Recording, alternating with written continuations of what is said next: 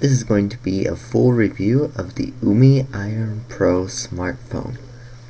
Let's take a look first at the outside of the box. You can see it's a rather plain box. On the back is a list of all the specs and some glossy lettering that's kind of hard to see. Comes with Android 5.1 Lollipop and 3 GB of RAM. Inside the box you have the power adapter, USB-C to USB-A cable, micro SD card, a place where the phone would go, and also a quick start guide. You can see inside the quick start guide there's a diagram of the device, lists some of the exterior features, and a link to get more information on Umi's website. And also there's a list of some of the other accessories that are included, warning about the battery, and some basic specifications. The adapter that they sent outputs a maximum of 1 ampere at 5 volts and it uses the USB type A plug. Also, you can see it's a European adapter, the prongs that it uses, so they had to include an adapter in the box to be able to plug it into US outlets.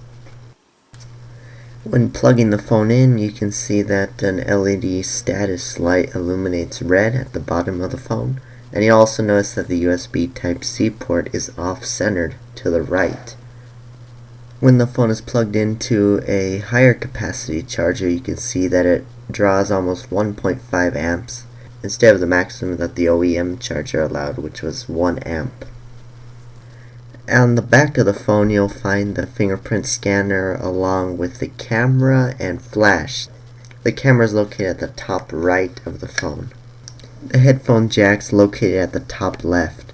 The SIM card micro USB tray are located on the right side of the phone, and the power and volume buttons are on the left side of the phone. The phone boots up quite slow. It takes about 40 seconds from whenever the button's first pressed to whenever the operating system has finished loading and is ready for use. Once it is fully loaded, you can see that it automatically starts up a system process called App Permissions.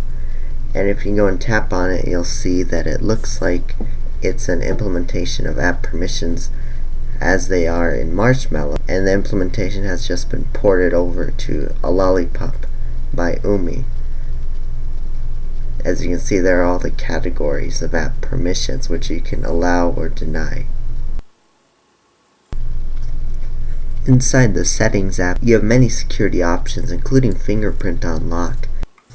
After confirming your PIN, you are taken to a different screen where it says that it is quote Touch ID, so the company is clearly trying to copy Apple.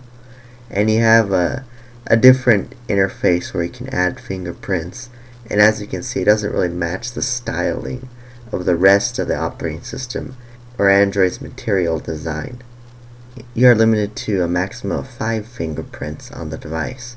When you go over to add a fingerprint, you can see that screens it goes through are copies of what you would do on Apple products to set up your fingerprint. Has the same icon and everything. Going over to the Settings app, you can see some of the other categories offered. You can set the date and time, and this has an interesting feature where you can schedule whenever you want the phone to turn on or off. Going to the About section, you can see the build information. Android 5.1 as of November 2015 was when it was last built. And the system updates, you can only check for an update via the internet. You have to install the update through local storage, which it calls SD card. In accessibility, you have the option of setting the nav bar for the back button on the left or on the right, as Samsung usually does it. Going over to sound and notification, you'll see that the phone has many profiles for setting up the sound.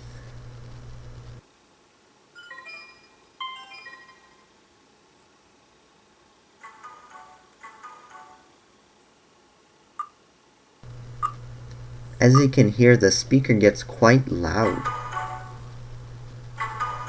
on its highest setting, and even on its lowest setting, it's quite loud whenever it's indoors. Performance-wise, the phone isn't really too good compared to other comparable flagship phones like the Nexus 6P. While running graphics tests, it visibly lags behind, and as you can see by the total score, it is less than half the score of what the Nexus 6P got, so it is not the best phone for gaming or processor intensive tasks. Another feature that's advertised with the phone is an app called UHealth, which supposedly can measure your heart rate using the heart rate sensor on the front of the phone to the left of the camera. It says there to place your finger on the sensor and the measurement will start. And you can see that it's already detecting some things there without anything even covering the sensor. And you can see it has many errors, as it says try to keep still to measure.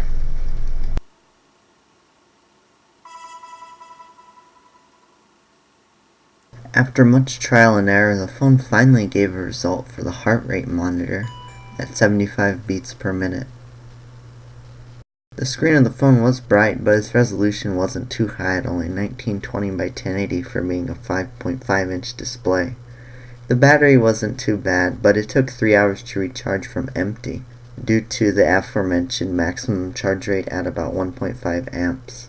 An interesting feature the phone had was an FM tuner, but you had to plug in headphones, and the reception wasn't the best.